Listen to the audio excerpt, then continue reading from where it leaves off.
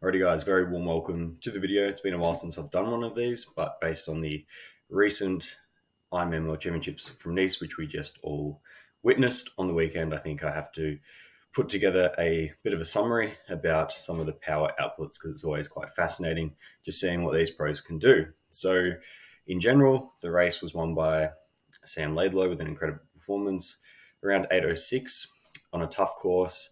The bike course a lot slower than normal bike courses, especially something like Kona. He had the fastest bike time, and whilst unfortunately he didn't actually upload his bike ride to Strava, he has come out and said a little bit about what he has averaged in terms of watts.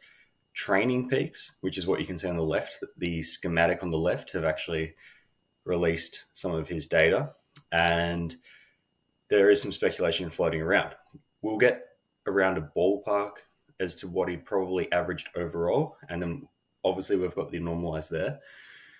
And then what we're going to do is have a look at Rudy Von Berg's ride, because he actually uploaded his ride to Strava with his weight, with his power data, and everything else in between. So that'll give us a really good comparison, because he was only around 6-7 minutes behind Laidlow, and not a whole lot of time. It's still significant, but it's not a whole lot of time behind him. And ultimately, if you extrapolate that, they're similar weight, and we can compare the power. And also quite interesting, we can compare, as opposed to, I guess, something like Kona, we can compare the fluctuations in power which occur over a course like this, where you've got the first half of the bike and a little bit at the end basically climbing, and then most of the way back downhill. So to start off, what have we got here? So 2023 Ironman World Championships, Sam Laidlow, and his bike time duration, 4 hours 31. I believe the course was actually a kilometer or two shorter than this, but I don't know where they got this figure from. However, his normalized power was 332 watts, and we know that Sam is 74 kilos. So if we punch that into the calculator, 332 divided by 74 as a normalized power, which obviously you don't do that as power to weight, it would be almost 4.5 watts per kilo. Now, this actual image from Training Peaks was uploaded onto their Instagram, and Rudy Von Berg actually commented under another comment which was mentioning what would be the difference between normalized power and power average, I should say, so normalized and average power over a course like this. And Rudy said probably in the range of 15 to 20 watts. So if we go and we call this 315 average, then that's going to give us at 74 kilos, 315 divided by 74, 4.25 watts per kilo for 4.5 hours. And then not only that, he ran at 3 minutes, 50 kilometer K pace for the marathon thereafter. And again, obviously all of this is off the back of a 47.50 swim coming out at the front with the front guys. So yeah, very impressive from Sam.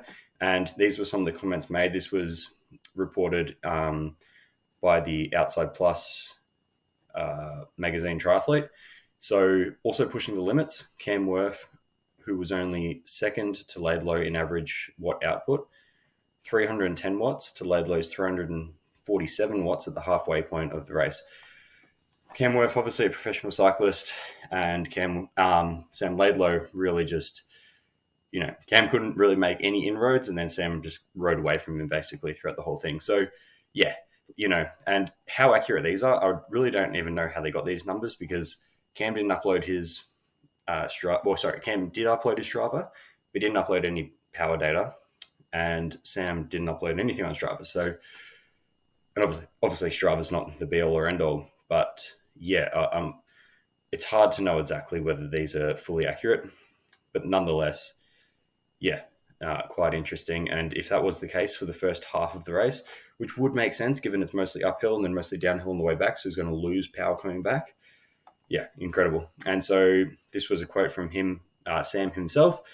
I was going up the first climb at 450 watts, and he just came flying past me.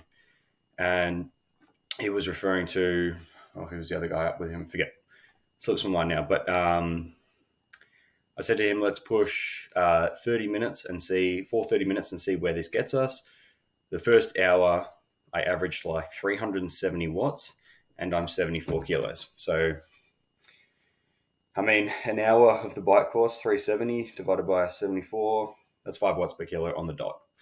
So imagine going out and sitting at 5 watts per kilo for the first 1 hour of an Ironman bike course, and then, not fading whatsoever. It's very impressive. Nonetheless, we're going to go and have a look at Rudy Von Berg's ride on Strava, because it does give us a nice little, more of an understanding as to how these courses differ when you've got more climbing as opposed to flat, in particular contrasting it from Nice to Kona. So we'll go and have a look at that now. And so this is Rudy Von Berg's ride, who Rudy Von Berg ended up finishing in 4th overall. I believe that's correct, 4th or 5th. I'm pretty sure it's 4th. I've got to get these things straight before I start these videos. But nonetheless, regardless, it doesn't matter. He was around 6 minutes slower than Laidlow overall. So that gives us a good, I guess, baseline, because at the end of the day, he is a very similar weight, 75 kilos versus 74.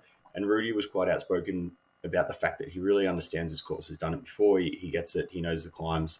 He knows where to apply power and when to back off in order to maximize his speed and conserve effort as much as possible, if that makes sense. Remember, when you've got a hilly course, just doing the same power up and down the hills ain't going to be the fastest way to go about things. You want to be going a little bit harder up, because that's where aerodynamics is a lot less important, and a bit easier down and really tucking in and getting aero, because that's where aerodynamics is more important. So going up hills, it's more raw power, which is giving you the speed. Going down hills, it's more aerodynamics, which is giving you the speed and less power. So let's have a look at this ride. So, a little bit shorter than what Training Peaks suggested, but 178.29 kilometers, 436, about almost 437. Lots of elevation in there, 2,379 meters. And now he's got his speed, 38.6 kilometers per hour, heart rate, 148 beats per minute, cadence. Power was 274 watts average, and his normalized power was 294. So I guess this is where he's getting that kind of 15, 20 odd discrepancy figure between average power and normalized power based on his own experience on the course. So you can see, and this is what I guess one of the main things to look at it here. He only lost 6 minutes to Sam Laidlow, which is a significant amount of time, let's be honest. But if you think about the fact that they're very similar weights, and he averaged 274 watts, whereas Laidlow probably averaged more 310, 315. If you called it 314, well, there's a 40 watt difference between them, which is a lot of power output for 6 minutes, and that could really either make or break your run. And now, obviously, it's individual, and Laidlow didn't do it easy, but he ran extremely well off such a hard ride. So interesting to see, and we can go to the analysis, and this is where it's interesting to just have a look at the power down here, which is our purple line, and then the course profile up here. A couple of stats to start with. With this average power of 274, that gave him a watts per kilo of 3.7, whereas Laidlow was more around that 4.2, maybe a little bit more mark. And anything else of interest? Not really here. So have a look at the course, the elevation chart of the course, and you can see that for the first 90 Ks is about here, so is about halfway.